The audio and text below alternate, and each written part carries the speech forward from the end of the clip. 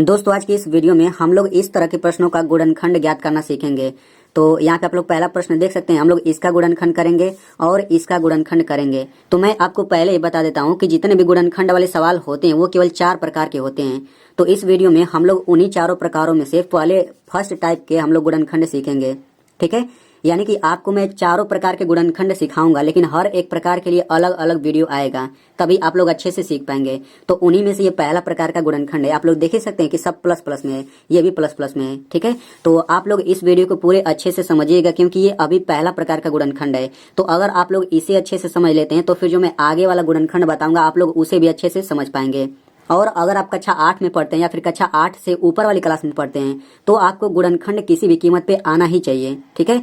तो आप लोग अगर अच्छे से समझना चाहते हैं गुणनखंड को तो आप लोग इस वीडियो को शुरू से लेकर अंत तक जरूर देखिए, तभी आपको अच्छे से समझ आ पाएगा। और मैं वीडियो के लास्ट में आपसे एक सवाल भी पूछूंगा। तो चलिए वीडियो शुरू करते हैं। तो देखिए पहला प्रश्न है 2x² + 7x + 6।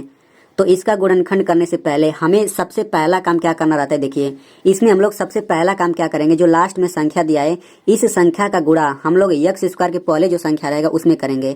यानी कि 6 का गुणा हम लोग 2 में करेंगे तो कितना होगा, 6 दूनी 12। यानी कि जब भी आप इस तरह के सवालों का गुणनखंड करेंगे तो लास्ट वाली संख्या का गुणा आप लोग इस वाली संख्या में जरूर करेंगे। सबसे पहला काम यही होता है। तो 6 दूना 12 हो गया। अब ये जो 12 आया है, आपको ऐसी दो संख्या खोजना है, ध्यान से सुनिएगा। आपको ऐसी दो संख्या खोजना है जिनका गुणा करें तो 12 आना चाहिए और उनको जोड़ने पर 7 आना चाहिए। यानी कि अगर लास्ट वाली संख्या के पहले प्लस है तो उन दोनों संख्याओं को जो आप खोजेंगे उनको जोड़ करके 7 आना चाहिए। यानी कि x के पहले जो रहता है वही आना चाहिए यहाँ पे जोड़ करके, क्योंकि प्लस है ना, प्लस का मतलब जोड़ना होता है। तो आप ऐसी दो संख्या खोजिए जिनका गुणा करें तो 12 आ जाए और उन्हीं दोनों संख्याओं को जोड़ने पर 7 आना चाहिए, ठीक है। तो सबसे पहले आपको दोनों संख्या खोजना होगा। तो चलिए खोजते हैं। तो देखिए 2 छक्का 12 होता है, ठीक है। 2 छक्का 12 होता है, यानी कि हमें दो संख्या मिल चुकी है जिनका गुणा करने पर 12 आएगा। अब हम इनको जोड़ करके देख लेते हैं कि क्या 7 आता है। तो देखिए 2 में 6 जोड़ेंगे तो ये 8 आता है, 7 नहीं आता। यानी कि जिस संख्या को हम लोग खोज रहे हैं वो संख्या 2 और 6 नहीं है। तो अब हम लोग दूसरी संख्या खोजेंगे। तो देखिए 12 को हम लोग ये भी तो लिख सकते हैं 4 गुणा 3। देखिए 4 में 3 का गुणा करेंगे तो 4 3 12 होता है। अब देखिए 4 में 3 जोड़ेंगे तो 7 भी होता है। यानी कि जिन दोनों संख्याओं को हम लोग खोजना चाहते थे वे दोनों संख्याएं 4 और 3 है। तो चूंकि इनको गुणा करने पर 12 आ गया तो हमने गुणा के रूप में लिख दिया। अब इनको जोड़ने पर 7 भी आता है, इनको हम लोग जोड़ करके भी दिखा देते हैं। तो 4 में 3 जोड़ेंगे तो कितना होगा, 7 होगा, ठीक है। तो हमें इस पहले समीकरण से मतलब नहीं है, हमें ये जोड़ वाला समीकरण है ना, हमें इसी से मतलब है। तो देखिए यहाँ पे x है तो हम लोग क्या करेंगे, इन सभी संख्याओं के बाद x लगा देंगे।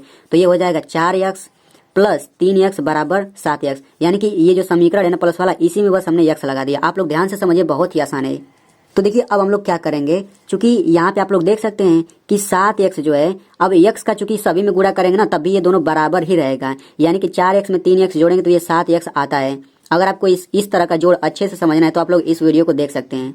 तो देखिए यहाँ पे आप लोग देख सकते हैं बीच में बराबर लगा है, यानी कि 4x + 3x ये जो पूरा है ये 7x के बराबर, यानी कि 4x + 3x ये पूरा बराबर है 7x के। तो जब दोनों बराबर चीज है तो हम लोग इस 7x को हटा करके हम ये पूरा रख सकते हैं, क्योंकि दोनों बराबर चीज है।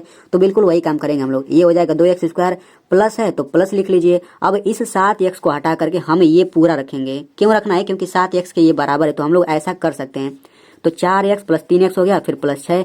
तो देखिए जैसे हम लोग बीच वाले को हटा करके ये रखा तो यहाँ पे ये 4 पद आ गया। अब हम लोग इन चारों पदों को विस्तार से लिखेंगे। अब ये विस्तार से कैसे लिखना है देखिए ध्यान से। तो इसे विस्तार से लिखने से पहले हम लोग यहाँ पे कुछ बेसिक समझ लेते हैं। तो देखिए एक रूल होता है कि जब भी कोई संख्या आए और उस संख्या के तुरंत बाद अंग्रेजी का कोई लेटर आ जाता है, यानी कि ABCD ऐसे पूरा Z तक पूरे 26 होते हैं ना, तो जब भी कोई संख्या आए और उसके बाद अंग्रेजी का लेटर आए तो उनके बीच में हमेशा गुणा होता है। एग्जाम्पल के लिए जैसे यहाँ पे 3x है तो देखिए 3 संख्या हो गया, x अंग्रेजी का लेटर हो गया, तो ये एक साथ है कि नहीं, इनके बीच में कोई चिन्ह नहीं, मतलब गुणा का चिन्ह होगा। तो 3x का मतलब 3 गुणा x। वैसे ही मान के चलिए 3x² है तो इसका मतलब क्या हो जाएगा, 3 गुणा x², क्योंकि ये संख्या हुआ, ये अंग्रेजी का लेटर हुआ। अब यहाँ पे एक रूल और समझ लीजिए कि x² का मतलब क्या होता है, x पर ये 2 घात है ना तो इसका मतलब होगा x का 2 बार गुणा। x पर 3 घात का मतलब होता है x का हम लोग 3 बार गुणा करेंगे, ठीक है। तो आप लोग इसका मतलब समझते रहिए। तो बिल्कुल इसी तरीके से इसको हम लोग गुणा के रूप में लिख लेते हैं। तो 2x² का मतलब क्या होगा, 2 गुणा x² होगा। तो x² को हम लोग x गुणा x लिख सकते हैं। तो इसका हम लोग विस्तार रूप इतना लिख दिया। अब यहाँ पे प्लस है तो प्लस लिखिए। अब देखिए 4x को हम क्या लिख सकते हैं, तो देखिए 4x को हम 4 गुणा x लिख सकते हैं, लेकिन हम 4 को 2 गुणा 2 भी तो लिख सकते हैं।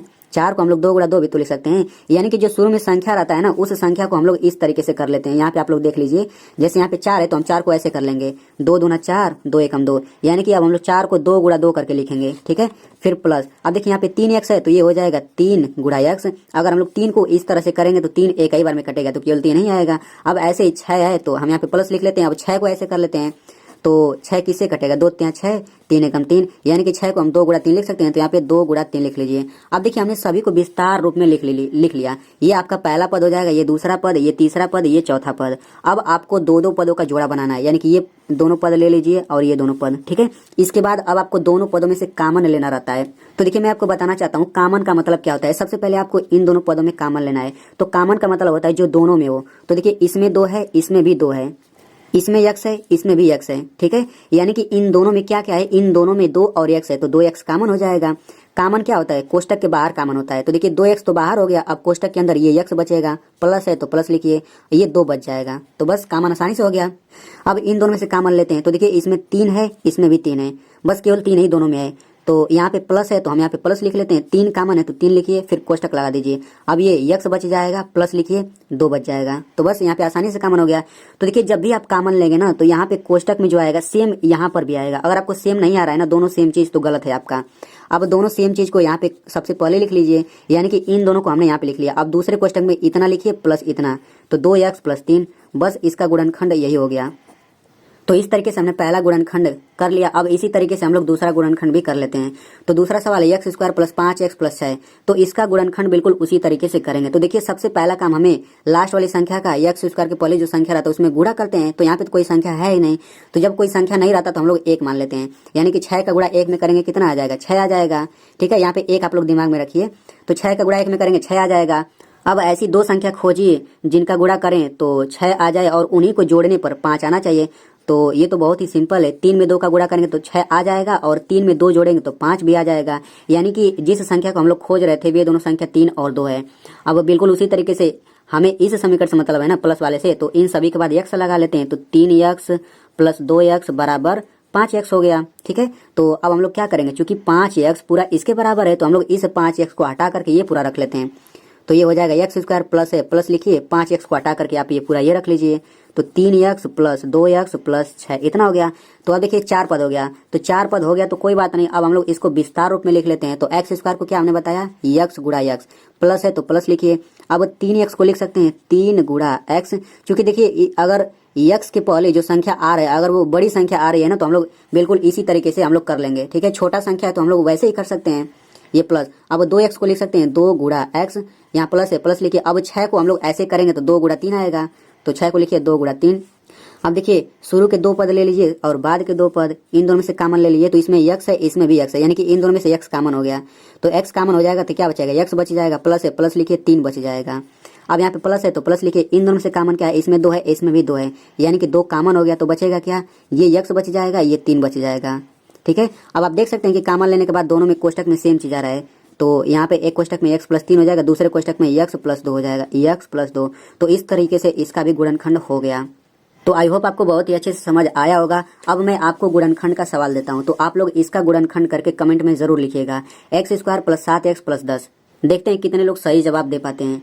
दोस्तों मेरा आप लोगों से एक रिक्वेस्ट है कि अगर आपको ये गुणनखंड समझ आ गया है तो आप लोग इस वीडियो को अपने दोस्तों के साथ जरूर शेयर करिएगा, उन्हें भी समझ में आ जाएगा। और वीडियो को आप लोग कम से कम 1 लाइक जरूर करिएगा, क्योंकि वीडियो के पीछे बहुत ही मेहनत होती है।